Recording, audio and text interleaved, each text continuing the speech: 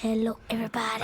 Welcome back to the Our Side Lifestyle Podcast with Jim and Aram. Please tell people about our podcast. We're desperate for attention and validation, and we're hoping to not lose Aram after about 45 minutes of this episode as he records on his phone. I believe the phone's just not storing that much because I think it saves to the device and then uploads to Riverside.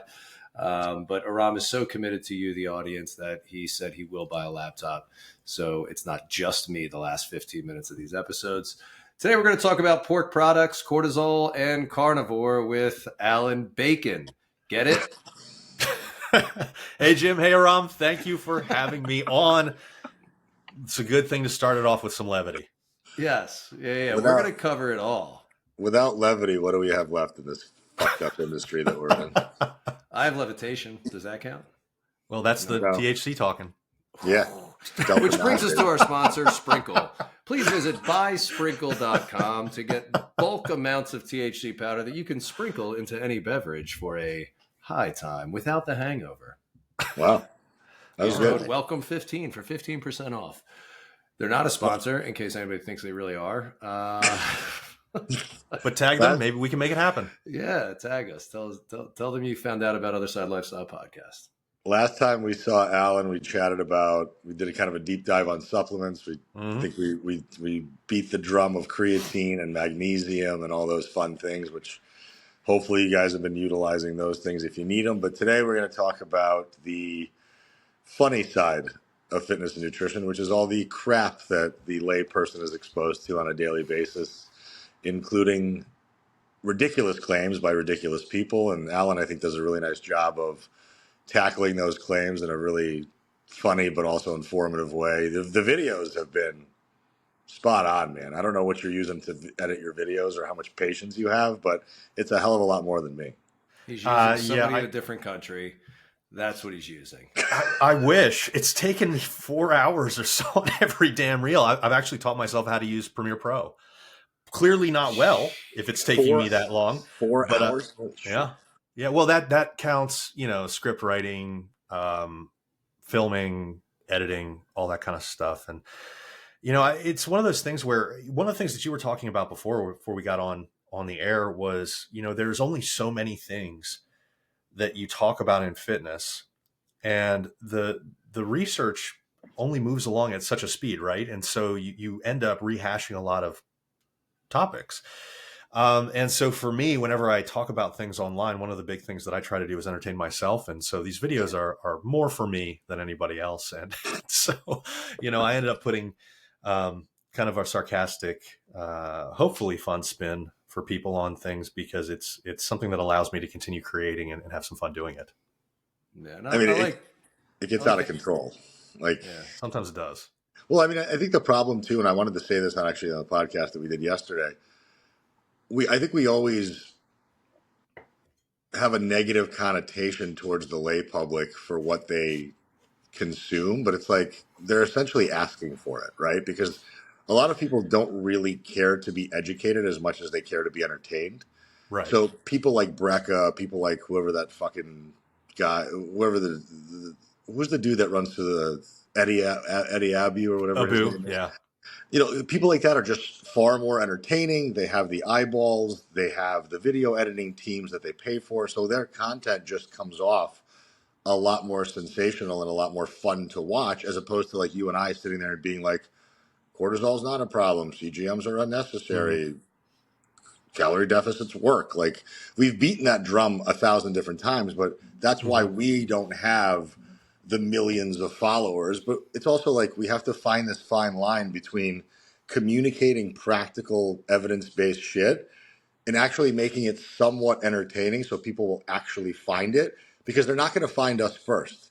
We don't have enough reach. They're going to find these idiots first.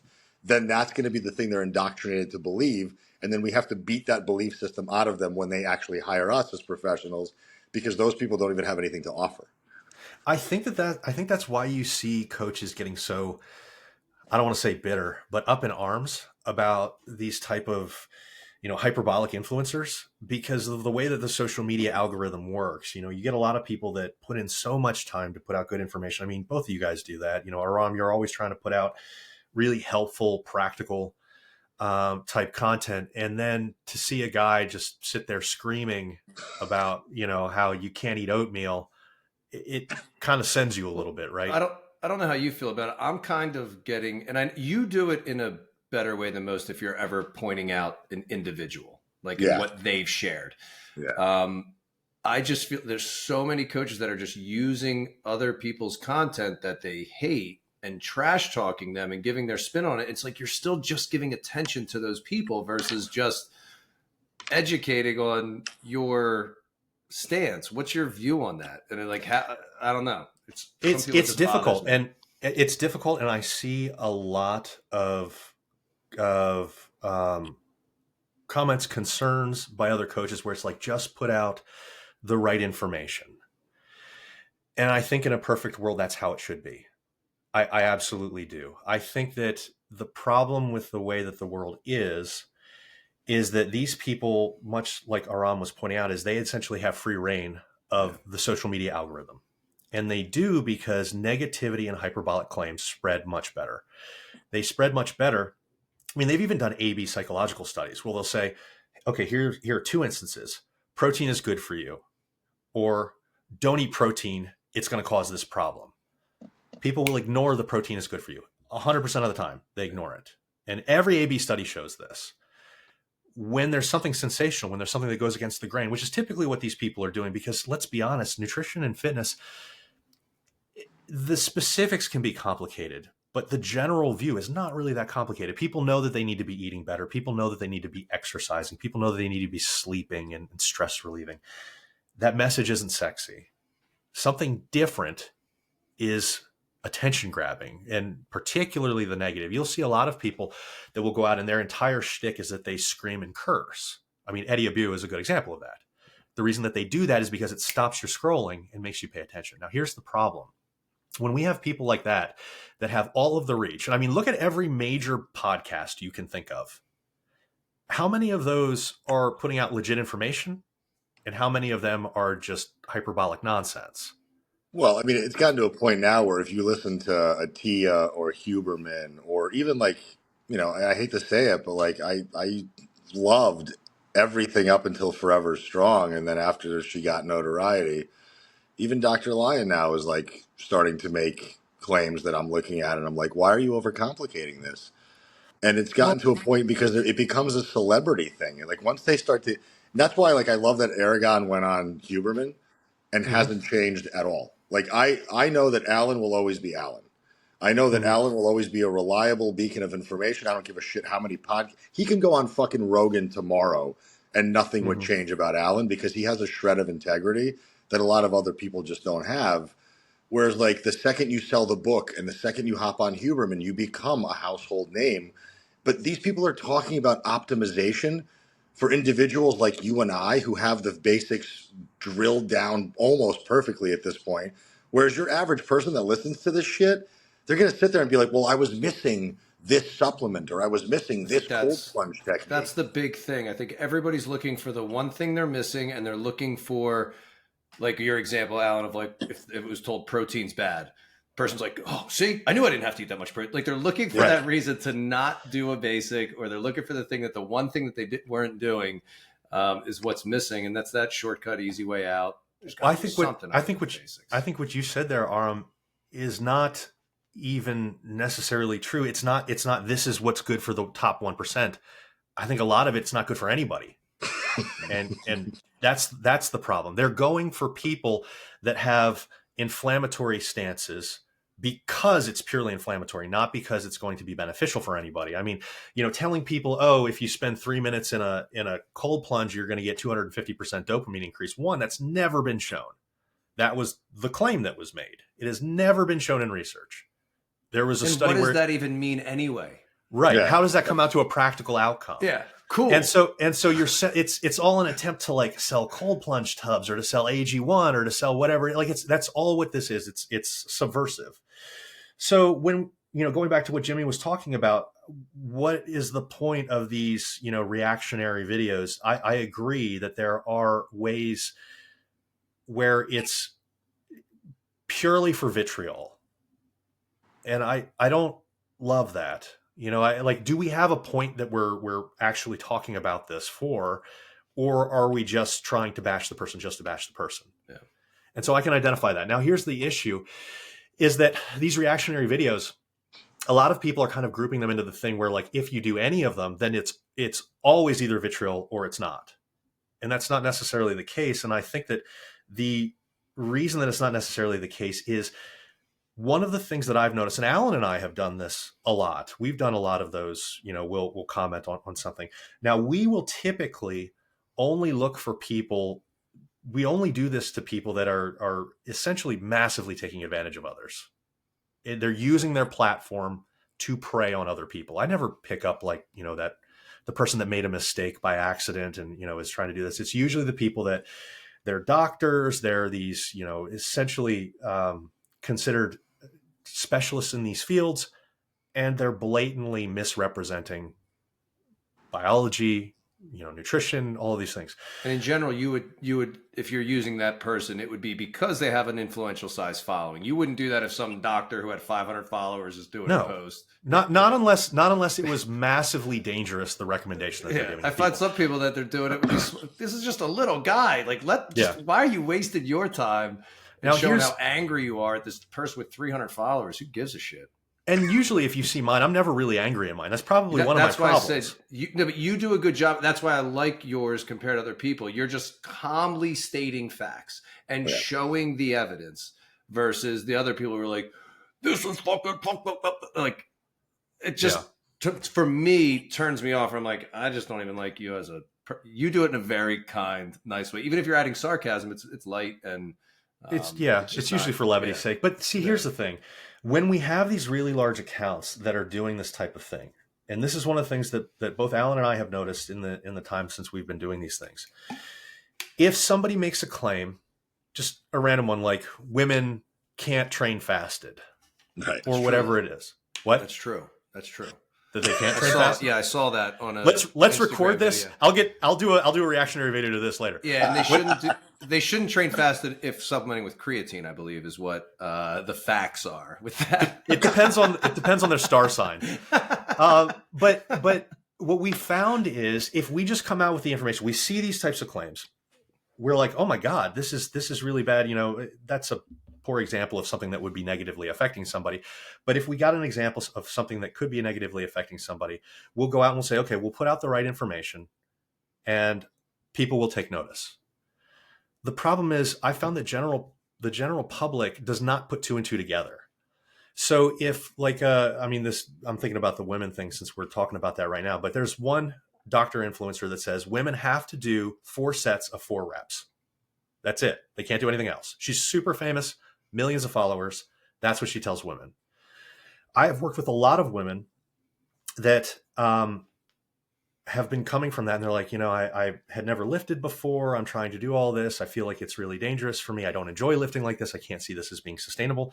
And I'm like, well, this number is made up to begin with. Yeah. So when you bring the claim into play, all of a sudden people can identify, oh, that's what I thought was the truth. And now I'm understanding the difference, because if I come out and I just say, hey, women can lift whatever they want, they never put those 2 and 2 together. Yeah. The other thing that it does, which is hopefully one of the outcomes, we don't have anything that essentially polices this industry. You can claim that you're a coach. You can claim that you're a specialist. It doesn't matter whether you have any qualifications. I mean, what qualifications does it say to, hey, what qualifications do you need to say, hey, I'm a personal trainer? Yeah, nobody's checking anyway. No one's checking. I've never been asked for my qualifications, ever. So with these huge followers, huge podcast, huge account people, one of the things that they've done is, without any kind of repercussions or checks, they've gone out of their way to essentially spread misinformation. Hopefully, if there is some sort of check and balance by saying, hey guys, take a look at this stuff, really start to understand, people will become more critical of the information that's being brought out there. Maybe this person will see it. I mean, and a lot of times, you know, before even doing this, I've reached out to people and said, hey, can we have a discussion about this so we can, you know, maybe meet on a central ground? And they're like, no, you know, my crowd loves it. It's like, okay, we're going to talk about potentially why that isn't the case, because we want people to build up their level of information. We want people to become critical of the information that's out there, because unfortunately what you end up seeing is these accounts take off, whereas people like you guys putting out the right information drown because your message isn't as sexy. Yeah. And that's not an affront, because you're putting out good information. You're putting out the tried and true things that actually work. But these larger accounts will go out there and essentially make any claim that they want without repercussion, make hundreds of thousands of dollars from those claims, and then get really offended if someone's like, hey guys, stop talking outside of your realm of expertise. Or if this is something that you understand, and that's one of the bigger issues. We've got a lot of doctors who know better, and they're still doing it because they don't care. They would rather make the money.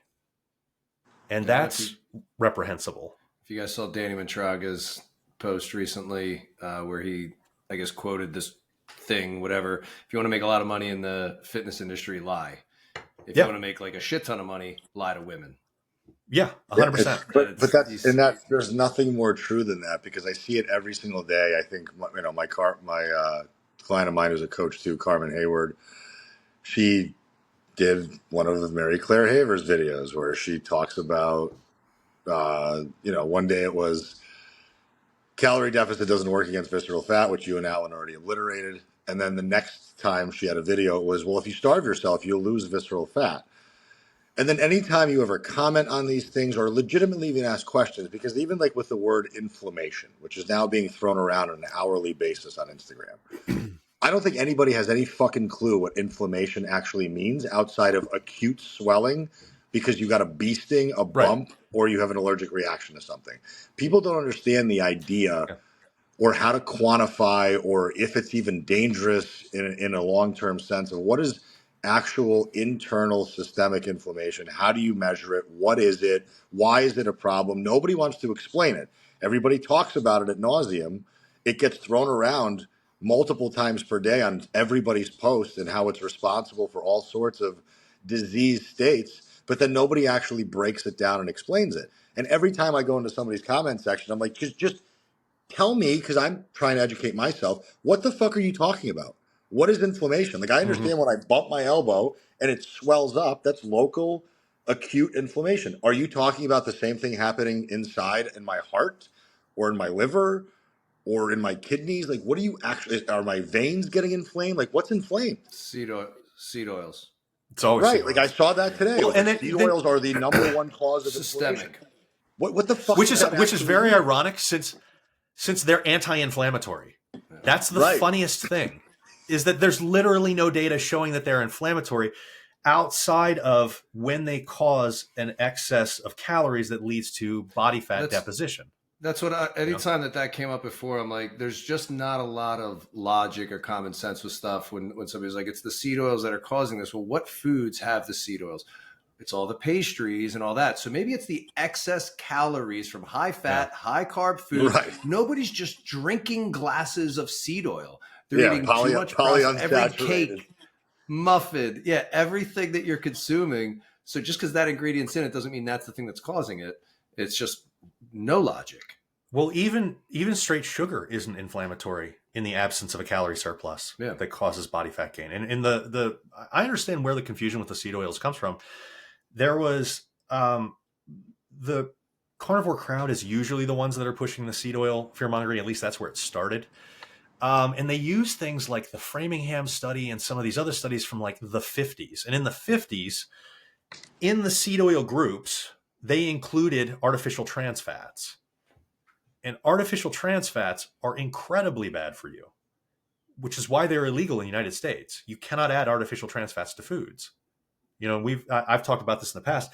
Remember the old school McDonald's French fries, how all of a sudden the taste changed because they moved away from those in the 90s when these laws came into effect. They're still using those studies as proof that it causes all of these health problems. Whereas when you remove them, something that's not really a concern in our modern food supply, all of a sudden it's just a net benefit when you're replacing, dairy-related fat calories with these seed oils outside of fried food situations. But if fried food is the issue, then the issue is your frequency of fried food. It's not that you're not using tallow. Yeah.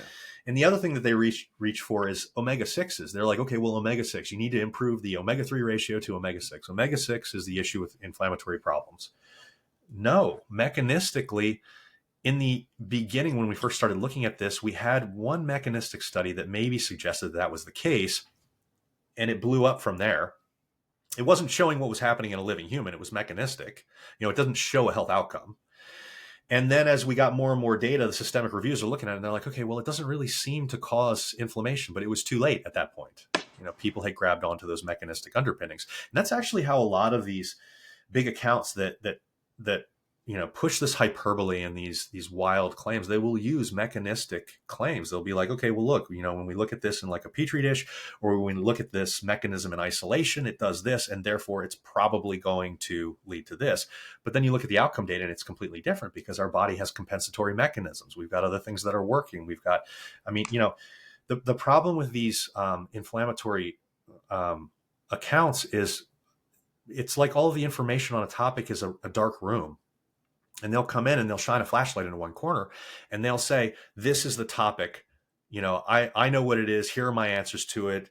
That corner is everything you need to know. And then the people that are coming along behind them and are like, this is just a small portion of that information. Turn the light on the entire room. And you're like, see everything else over here? That's why that doesn't matter. And unfortunately, that little corner point becomes so spread, and they build this entire career off of it, that even when information comes that counters that point, they can't shift. I mean, that's what when you talk specifically about like women and like, oh, you've got to run my plan because a calorie deficit doesn't work for visceral fat. Well, that's bullshit. The studies show that calorie deficit is the number one way from nutrition to get rid of visceral fat. Is there another way? You can exercise and create a calorie. I mean, it's still a calorie deficit. Correct. But usually when they say calorie deficit, they're meaning from exercise. That's the difference. Well, but either way, that's the only way to do it, though, whether you're using it through exercise or lower calories, is creating it. You can't get rid of it without the calorie deficit. No. But the claim is that will not get rid of it. That's right. Wild. These are when the influencers really push the. What's that? No, I was going to say the problem that I see with the whole calorie deficit discussion is a lot. In this happens with even decent accounts. It's no different than the inflammatory conversation. Is they will keep barking this concept of calorie deficit, and a woman will hear this and she'll say, "Well, okay, that means eat less, right?" Well, yeah, but less has context. Is it less food volume? Is it less calories? Is it less carbs? Is it less fat? Like, what specifically less do you have to specifically eat based on your specific habits, as opposed to the way that I achieve a calorie deficit or the way that you achieve? Like, the mechanistic way of doing it is you have two choices. You either eat fewer calories or you burn more. Now, at the end of the day, how you arrive at that answer is up to you, but there are best practices, and that's what I think all of us three and anybody with half a brain as a coach is trying to educate people on, because the overarching problem is that this information will get thrown out. There will be no context assigned to it. And then what it does is it basically just imprints this idea into people's heads, but they have no practical way of applying it to themselves. And that's what I have an issue with. Which brings us to intermittent fasting and autophagy. Intermittent fasting and autophagy. What a segue. So, I mean, if we want to talk about intermittent fasting and autophagy, this is another place where people have, really gone out of their way to make some claims that are just completely out of bounds of what reality, what we should be taking away from these practices. I mean, there's certainly a place for time restricted eating. Intermittent fasting can certainly work really well for a lot of people, especially if they are someone who certainly likes to eat in that pattern, or if they're just looking to lose some body fat and maybe improve body composition. It's probably not the best thing if you're trying to build lean muscle optimally, but if you've got body fat to lose, more power to you if you like to eat this way. The issue with the fasting claims, particularly with regards to autophagy, is that there are certainly studies that people who want to sell their fasting protocol can put out there to suggest to people that it comes with some significant benefits. They'll say, look, we compared this group of people who just ate their normal foods. We compared this group of people who did any kind of fasting protocol, and the people that did the fasting protocol lost some body fat. Their autophagy went up. Autophagy is potentially a marker of things like longevity, increased cell turnover, repair, all those different kind of things. But when you look at the studies themselves and identify a proper control, if you take a standard continuous diet and equate the calorie deficit, albeit it being over a slightly longer time frame, you get the same benefits with regards to autophagy, improvements to health, all those different kind of things, assuming you have body fat to lose. Now, unfortunately, what we're seeing is people take those mechanistic underpinnings of, hey, autophagy is upregulated when you fast, and we have people who are not even with significant body fat attempting to do it. That doesn't yield a beneficial outcome in health or anything really. I mean, you're potentially dipping into some areas where you could lose lean muscle mass. I mean, the drops in the IGF-1 from extended fast isn't a good thing. Nutrient deficiencies, losses of protein proteins in the liver that are necessary for cancer prevention, loss of strength and performance. These are the types of things that we don't really talk about when we're discussing this with those accounts that really love to push fasting. And even autophagy itself is massively overblown. I mean, we haven't even seen any causative benefits outside of just losing excess body fat that makes anybody healthier. And nobody's arguing that.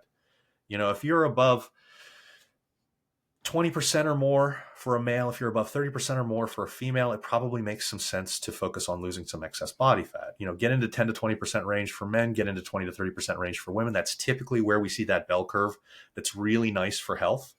Not too low, not too high, because certainly going too low can be problematic as well. But the idea that, all you have to do is upregulate autophagy and then everything will work out is just bunk, because there's not been the causative factors shown for it to actually lead to a longer life or a better life. You've got all those problems that we just talked about, and there are better ways to upregulate autophagy if you're in a healthy body fat range. I mean, exercise itself, just by itself, without a calorie deficit, upregulates autophagy. Your body's doing what's that? Isn't a lot of the research that a lot of the intermittent fasting people refer to not even daily intermittent fasting? They'll refer to some studies about intermittently fasting, maybe like a 24 or 48-hour window once a month. They'll find some research on that, and then they use that as their evidence for whatever. I remember hearing that at one point. Like, a lot of the research that these people have been posting isn't even referring to like the daily the time restricted eating window. Yeah. There's a big difference between that 16-8 intermittent fast, the standard intermittent fast, and these extended fasts. The extended fasts, unless you have morbid obesity that necessitates a quick drop in excess body fat, because then the benefits outweigh the risks. And if your doctor puts you on something like that, certainly please do that. For anybody else, these extended fasts really don't make any sense. It's because they're looking at those studies that are looking at these kind of in isolation. They're looking at them, pick up the frequency of doing these, and you're only going to exacerbate some of those problems that I was talking about. Not only that, you're probably building on disordered eating, because the people that really want to reach for this fasting consistently are a lot of times, borderline anorexic. Yeah. I think that we've talked about the intention is so important. Mm-hmm. Like, if somebody wants to fast 24 hours or 48 hours for a period of time every 30, 60 days for like spiritual reasons, whatever it might be, that's very different than I need to do this to lose fat. Then it becomes this thing that you're relying on. You see the scale drop, and it becomes this drug for you to see that scale drop. I think intention is so important. And it's sad most people are doing these things for any reason outside of, I got to lose fat. Well, and then I saw Mark Wahlberg do it. There's survivorship bias to it too, right? Because you're like, okay, well, I've been promised that this is going to work. I really want it to work. Other things that I've tried don't really work. The calorie deficit is going to work regardless of whether you do it over a fast or whether you do it on a standard continuous diet. So if you're telling me that you weren't losing weight, it's because you weren't actually in a calorie deficit. But what really hits home with these types of things are the same thing that hits home with keto, and why people for a time were so all about keto. I mean, for like 3 or 4 years, everybody was about keto, and that seems to have kind of died off. But just as well as I do, when you stop eating, what happens? I mean, your muscle glycogen stores drop. You flush out excess water that was there with, the gradient that was created with the food, with the muscle glycogen, all of that happens. You start to look tighter because you're getting dehydrated. And so people will look at themselves, they'll be like, man, I'm down like 5 or 10 pounds really quickly, and I look better than I've ever looked before, therefore fasting has to work, without realizing that that's not body fat loss. it's dehydration, loss of food weight, loss of muscle glycogen, and you believe that you're moving in the right direction because the scale is our only sign of success when we want to lose fat. It's literally the only thing that matters. And so this becomes a self-fulfilling prophecy. And it was difficult. And you want to say, I found a trick and I found a secret.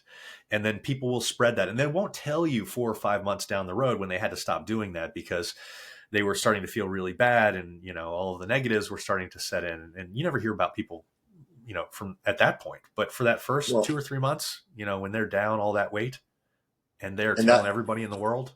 That's what I want you to talk about. Cul-de-sac are asking about it.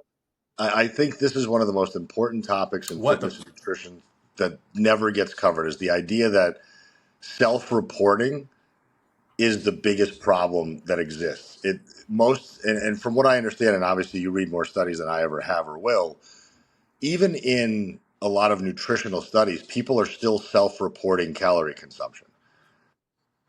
Am I wrong or am I right? Yeah. No, you're right. The large majority of them. The second that I hear anybody talk about self-reporting, I'm done. Like I have no more attention I'm going to pay to you. The second you're talking about self-reporting calories, it's a null and void claim at that point. It doesn't matter to me. I don't care because I know for a fucking fact, because I've watched people fumble around trying to track their food for 15 years. And a very tiny minority of people are good or consistent or complete at it. The rest of the majority of people fucking suck at it. They miss a ton of calories, and that's what happens. The issue that we see with this type of thing, and you're spot on with it being something that should make you step back and take a look at it. The issue that we see with it is that, one, and you guys can agree or disagree as much as you want with this. I'm happy to have a conversation about it. People think that they're better at tracking than they are. People think for some reason that macro tracking is this easiest thing. If you talk to anybody online, they're like, oh, don't get a coach, just go to YouTube and learn how to track macros and all that stuff. I can tell you that in all the years that I've been doing it, I have almost never seen a person track macros correctly and without the need for some adjustments moving forward. And so, when we have these food questionnaires that people fill out, it's a difficult thing because they believe that they're really on top of things. But, even when we look at registered dietitians and tracking their nutrition, they're off by like 250 or 300 calories on average. And these are people whose entire job is to do this. So you think that you're better than the registered dietitian who has spent years of their life honing this skill, who can't get it 100% accurately, that you're not going to have some issues. And I want to point this out. The people that really struggle on this typically have a higher level of obesity or a higher level of body fat than the average person, right? Part of the reason that might be happening is because of errors that you make when you track. If you tried this in the past, you're like, I'm really trying to do this. Some of the studies that I've looked at, the people that have obesity, when they track, they're off by 1,000 calories per day on average, which might be a reason why you struggle with the body fat. And it's not anything that there's not, a bad thing about you. This doesn't mean that you're incompetent. This is a skill, and it's not an easy skill, despite what Joe Internet tells you, because it's very easy for them to just say, hey, just look this up. They probably have errors too. But if their calorie requirements are higher than yours, maybe they're just not noticing it because they're putting themselves down at like 1,700 calories and losing body fat. Now, they might be taking in 2,000 calories and losing body fat, but that error doesn't matter to them. When you hit 1,200, all of a sudden you're like, it doesn't work because all of a sudden, 1,200 for some reason is that magic number. When you hit 1,200 calories, if it's not working, calorie deficits don't work. I don't know why it's 1,200, but that's what it is. And so it doesn't work for you, but it works for the guy who's eating 1,700, even though his error might be the exact same level of error as yours, but you're a smaller person. And so, these discussions are really difficult. And when we talk about these studies, like we were saying, the self-reported has a lot of error in play. And so the best information that we get are called sequestration studies. And the NIH used to do a lot of these when Kevin Hall was still a researcher there. God rest his soul now that he's retired. But he did a lot of those he did a lot of those sequestration studies, and that's what really gave us insight into things like these fasting protocols. Because all of a sudden, the people were put in dorms. They were only allowed to eat what the researchers gave them. And then we found out that the fasting didn't do anything. The fasting itself provides no benefits. When people tell you have to fast to get these benefits, and they'll say cardiometabolic health, they'll say fat loss, they'll say all these other things, there has never been a benefit ascribed to fasting itself. It's always the calorie deficit that is instituted by the fasting, and this can be replicated by a standard continuous diet. Every metric, blood lipids, cardiometabolic health. I mean, like I said, there's not really anything on longevity, but like even the idea of chasing autophagy for longevity really makes no sense. And I know that Dana White and Gary Brecka love saying that it cuts your cancer risk by, and then they'll throw out a percent that's completely made up. I don't know why they decided to double down and give a percent that has never been shown. They just make one up. They're like 70%, your cancer rates are going to go down. What's really interesting about this is that autophagy, cancer is an umbrella term. It's not one disease. Yeah. You know, there's melanoma, there's leukemia, there's like all these other kinds, right? In some forms of cancer, fasting helps. In other forms, it makes it worse. Because what is autophagy? We're turning cells over. What happens if we upregulate the cancer cells? Yeah, and they grow. That has been shown through autophagy, that it does make some cancers a lot worse. So please stop starving yourself just to prevent cancer when you don't know what kind of cancer you might even get. It's not going to do anything. Just stop, get to the point where like you're removing excess body fat, because that's what's really important under these conditions. For total health, removing excess body fat, building lean muscle, staying active, stress relief, sleep, that's it. I mean, if you just focus on 8 hours of sleep, at least you're getting that 8 to 10 hour fasting every day. I mean, that's what I always tell people, fast that way. But so here's the difference, though. We were talking about marketing and stuff like that earlier. Intermittent fasting, what was it called that really made it famous? It was like Lean Gains or something like that. It was the really big marketing way into it. And that's what it is. It's marketing. If I would say, hey, I've got this perfect plan for you. It's not the Galveston diet. It's called skip breakfast. Literally everybody would tell me to go fuck myself for the skip breakfast diet. But that's what we talked before about. It's like ketosis. Your body goes in ketosis. And it's like, well, in a calorie deficit, it's lipolysis. So we can come out with like the lipolysis diet, and you just like can phrase it some way. It's like, oh, lipolysis, that's the way. Ketosis, that's actually a joke. Lipolysis is the way to do it, and we're teaching people a calorie deficit. But give it some sexy name. But that's the issue, because all of these people will grasp onto something that they can play on your fears for, or play on your need to know some secret that nobody else knows, because people want to be part of a group. They want to be on the in, right? And I mean, like, even if we wanted to like shift lipolysis, just as an example, we had mentioned earlier, cortisol is one of those big buzzwords, right? You need to fix cortisol. It's always that. Well, in theory, we could make a diet right now, and I could say, okay, well, cortisol causes the release of two different hormones, one of which is hormone-sensitive lipase. Hormone-sensitive lipase is the body's chief fat-releasing enzyme. Mechanistically, I could say if we raise cortisol, we'll release more of that. So what's to stop me from saying you need to raise your cortisol as high as possible to release the most fat-releasing enzyme to burn fat? I could theoretically do that, and I could show them studies that show that this releases hormone-sensitive lipase. I could show them proof that cortisol, when it's not in the presence of a calorie surplus, does not cause body fat gain. And so then I could put them on a protocol where all I'm trying to do is raise cortisol for some ungodly reason. I don't know why we're trying to micromanage all of these hormones, but theoretically, I could make an argument that raising cortisol is beneficial for fat loss. Because under certain conditions, it is. It is. Absolutely. But why would I build an entire diet around something that has no nuance like that? Well, but that's what these people are doing. People don't even understand what these chemicals do, but because of the advent of HRT and wellness clinics, and now everybody wants to have the hormone conversation, and nobody's actually an endocrinologist. They're just a fucking weekend war. Like, let's be honest. Through NCI, I got a piece of paper that said I was a hormone specialist. No, the fuck I'm not. No, the You're a fuck I'm mindset not. specialist too. You're a mindset specialist. I'm a mindset specialist. I'm a hormone Specialist. do I understand some of the verbiage and some of the interplay relationships with endocrinology? Sure. Am I going to walk into an endocrinologist convention, get up on stage, and educate a bunch of highly educated professionals? No, I'd be fucking nuts. I'd be off my rocker. You need to step into your abundance. You need to step into your abundance and teach them.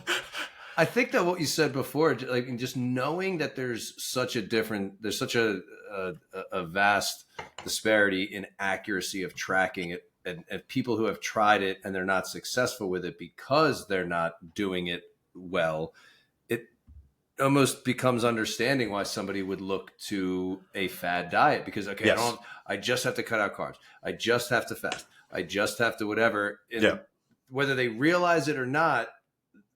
And that's maybe the part that could make it a little bit more clear. This is just a different means to an end of getting into a calorie deficit.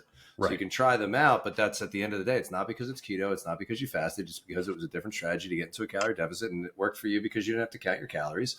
And then you got really good with keto and you started adding butter and more bacon and more everything. And then you stopped losing weight and you were like, yeah, you know what? Keto doesn't work anymore. I think I did it too long. I got to go to fasting now.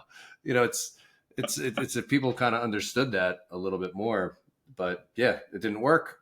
You know, I think what concerns me about the whole, you know, if this dietary pattern works, just tell everybody to do what works. And I'm not saying that's what you're saying. This is an argument that I've heard from a lot of people, particularly the people that push keto or the people that push fasting or the people that push whatever. I'll typically hear the retort, well, if it works for them, just let them do it. And I think that in most cases is probably a disservice to the person. Yeah, I think those people are doing it because they didn't want to count. Then they did it and it worked, meaning they got the result they wanted, not maybe long-term effectiveness or long-term working. But yeah, if somebody's telling you that, I think that's irresponsible unless it is, hey, do it. See how it works for a period of time. See how you felt. See how long it can last. And because I do think that people just kind of sometimes have to experiment and be curious and go, okay, this isn't quite what I thought it was. Well, and for fuck's sake, warn them. Warn them about the potential downsides. Tell them ahead of time. Yes. Like warn them about the potential relationship with food issues they're going to have. The potential problems of labeling foods good or bad or acceptable or unacceptable. That to me, long term, your relationship with food means way more to me than you being able to understand macros or calories. Like if you're still looking at, you know, burger bad, salad good, you're missing the mark on the entire plethora of what nutrition is meant to be, which is most of the time it should be fuel. Sometimes it should be hedonistic and fun. And that's it. If you understand how to balance that out, then you figured it out. You don't need any fucking help from me or from Allan or from Jimmy or anybody. You have it dialed in. Now, if you want the nuances and you want the plan and the accountability, that's why our profession exists.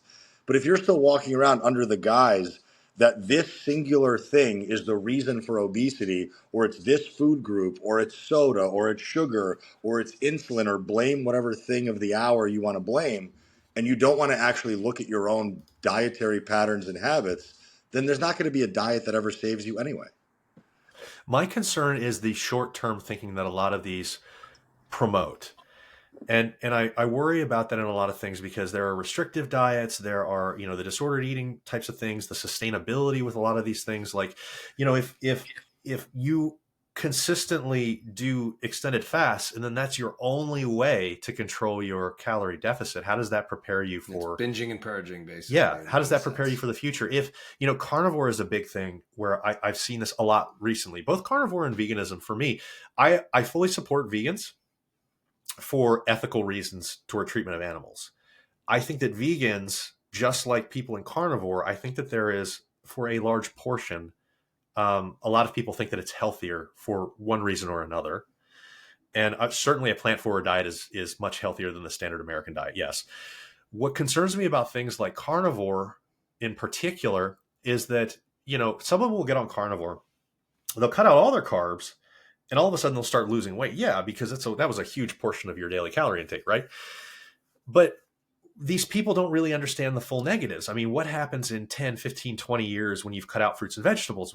Do we worry about cancer risk then? Because it's probably massively going to increase. What happens to your gut microbiome? Oh, we don't need fiber. There has never been any research that has looked at this and have said people without fiber have better health than people with fiber, adequate daily fiber. It doesn't exist. There's only benefits to doing this. And we have these negatives to these practices. I mean, we talked about some of the ones with fasting. We talked about lean muscle loss. We talked about loss of proteins in the liver to help fight cancer. We talked about IGF-1 drops. I mean, carnivore, we see coronary artery calcium scores in many instances dramatically increase in short time spans. And yes, when you first switch into these things, like we said before, the number one thing for improving health is losing excess body fat. So yes, bloods will improve. That is not in question. The question is, if this is your only way to succeed, what happens long-term when you're choosing a dietary pattern that causes negatives that only get amplified the longer that you're on it? But you're convinced because it was a good marketing ploy by somebody that this is the only way to do it. And then you reinforce that, and then you see what you want to see. And then you don't think about this. I mean, Paul Saladino was the guy that really started the carnivore trend, and he had to get off of carnivore. Yeah. 2.0. Now it's free. Yeah. Because it was unaliving him. And so, when you look at these dietary patterns, and even the guys that turned you on to the dietary patterns can't stick to the dietary patterns because it starts to cause negative health consequences, like we've talked about every time it comes up. And we're like, guys, be more objective when you go into these things and realize that if you're not planning on doing this for the rest of your life, if you're not aware of the negatives that are here, you're probably going to be in for a bad time. And, treating nutrition like a religion rather than a tool is the biggest issue that I see in health and fitness these days. Yep. That's so well said. If attention is currency and you're getting a lot of attention for a polarizing thing, it's very hard for people to get out of that. Even just people's personalities online. I'm like, you've been doing this for this long and nothing in your personality has changed. You're still yelling at the screen, acting like an asshole because that's what got you attention at the beginning. Like it's difficult. Yeah. Yeah. Well, and then I'm such a massive proponent of tracking food. I talk about it almost daily. And the reason why I talk about it is the same way if I was a car safety expert, I would be talking about the speedometer in your car and how that correlates to fewer accidents. People will crash less when they follow the speed limit. Probably a pretty good hypothesis. People will fucking overeat less when they understand how many calories they're eating. People will probably fuel better when they understand how many calories they're eating or not eating. They'll understand that they're not getting enough protein. They may be eating too many fats, and they can probably choose leaner protein options. When you see this plain as day in front of you, you can never unsee it again. And if people just those are foundations that will never change. Right. It's just just give it an honest shot. And the problem is the chicken or the egg problem. Well, I hate tracking because tracking sucks. Well, tracking sucks when most of your food is eaten out and prepared by somebody else. That's why tracking sucks. But if you actually spend time, it doesn't matter. Right. Like but tracking sucks if that's going to be your attitude about it as well. Well, it's automatically going to suck if you go into it with that attitude. Of course, if 5 to 7 meals a week are eaten out, and it's a nuisance to you to try to sit there and estimate those meals out and put them into chronometer and figure out how many grams you ate, yeah, that's a pain in the ass. But if 95%... You want to hear something fun about those meals? What? You want to hear something fun about those meals? Yeah. Just to hammer home your point, not to completely cut you off, I just want to spit this out there because it really hammers home your point. There are a lot of studies that look at food prepared by other people, like restaurant type food, fast food type food, the claimed calories on the menu, and what's actually in it. And what we see is that the claimed calories are low by between 200 and 243%. It's 245, 243, something like that. It's hilarious how off they are. And even when I'm coaching people and I'm having people start off, I'm like, if you eat out, you have to add 20% calories. They're like, why? I'm like, because it's at least off by that. Isn't all food in general, even just packaged food, that there's like a 20%? They have a 20% margin of error. Yeah. But they have a 20% margin of error. Yeah, you're saying this has a 20 to 243% margin of error. So if it says 800, it could be 2,400 calories. I mean, 1,600 plus 400. Yeah. I mean, it could be about 2,000. Yeah. That's what I'm saying. That's wild. 200% more. Well, because there's no ability to standardize food prep in a kitchen that's busy as shit and No, it's dinner time no. and you got 6 line cooks back there squirting oil on everything. Yeah. I mean, I hate when that's they squirt the on my issue food. is that they don't have a scale back there to weigh out the amount of chicken that they're giving you, to weigh out the sauce. They're just dumping it on. And, a different person is going to dump on more or less than another person. And so yeah, I mean, your point there was 100% valid. And I wanted to jump in there because people don't really realize how off that can be. That higher end was an entree and a side was off by 242, 243, whatever it was. I can get that for you if you really want to see it, but it's off by so much that, and this is not to get down on anybody that does their own tracking. And I point this out because when a coach tells you you're probably wrong in the way that you track, there's probably significant error. I want people to understand that this is not necessarily your fault. This is a skill. It is difficult. There's a lot of error that goes on. There are a lot of things that you are probably doing that you're not aware that you're doing. What you don't know, you don't know.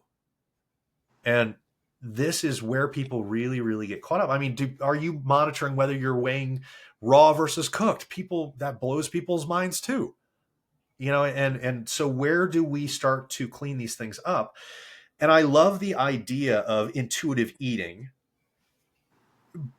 but it's not intuitive. It's like communism. And it's so a really good idea. Until you do it. Yeah, we've all said, intuitive eating got you into this position.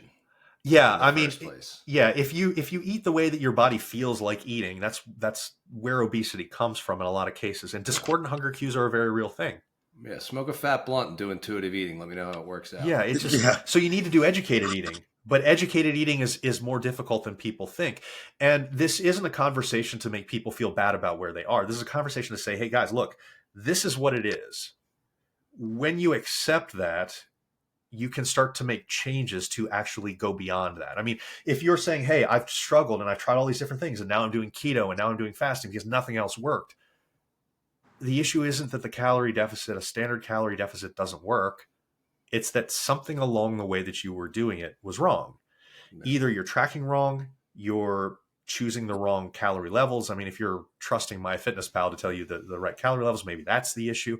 But something that you're doing is wrong. And that doesn't mean that you're a bad person. Admitting that first is a very important step, because once you admit that, you can go back and you can say, okay, let me start to go through things step by step and see where I have holes. Are you going to be able to plug up every hole? Are you going to be able to track 100% accurately? No. The idea is minimizing the holes, particularly on those mundane days. You don't have to go out every Tuesday for a meal out. You just don't have to. Maybe you do set aside one day or two to do that, and that's fine. Yeah. But the mundane days you treat like you would a job, because that gives you the room to be off on those days that you do go out. And viewing every meal as either, okay, well, this has to be restrictive or I'm going to blow it out, is where so many people get caught up, because they think, okay, well, the restrictive meals aren't working. I'm not losing weight. And now it's time to blow everything out. And again, maybe it was because your tracking was off. Maybe you just didn't realize, where you were with things. And maybe that makes you adjust food choices. Maybe that allows you to finally progress. But it's really important to be honest with these topics with yourself, because the only time that you're going to start to progress is when you get to that point, when you can finally be honest with yourself. Yes, you are part of the problem. That doesn't mean that you're a bad person. That means we do things that we don't realize that we're doing. You're trying really hard. You're extremely resilient. It's wonderful. When you can say, okay, yes, something that I'm doing is wrong. Let me start to look into this. I don't need to do anything massively like a fad diet. I just need to identify what the issue is. You can look at these challenges that you faced in the past as learning experiences, and you can progress beyond that. And that's essentially what we want to bring people to. So it's a hard conversation to have for people. I mean, I don't know how you guys have had clients react, but every once in a while I get a client that's like, I know how to track calories. And I look at logs and I'm like, no, you don't. So we need to adjust some of these things. I mean, you're getting 300 calories per day and just a coffee every morning.